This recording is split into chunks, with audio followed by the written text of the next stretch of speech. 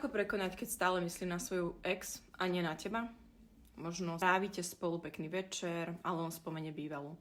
Alebo na Instagrame stále má jej fotky, lajkuje jej príspevky. A keď napríklad večer popíja, hovorí o tom, ako ho sklamala a povie ti, že ty si tá úžasná, ale že zatiaľ nie je pripravený.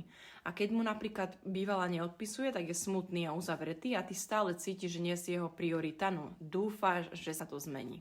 Ale prečo by si vlastne mala chcieť niekoho, kto si nie je tebou istý? Ak sa nevie rozhodnúť, tak toto samo o sebe je rozhodnutie. Ak by chcel byť s tebou, už by s tebou bol, nie?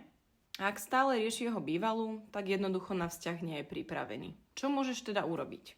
Za prvé, prestan čakať a byť tou náhradou. Za druhé, prestan dúfať, že sa niečo zmení. Ak si doteraz nevybral teba, prečo by to mal urobiť neskôr?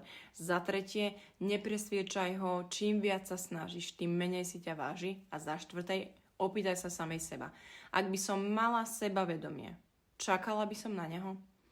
Ak sa ti toto vo vzťahoch s mužmi stále opakuje, že si nachádzaš mužov, ktorí nie sú dostupní tak, ako si predstavuješ, ver, že to nie je náhoda a je to odraz tvojich podvedomých presvedčení o sebe a o láske. Chceš ich konečne odhaliť a zmeniť?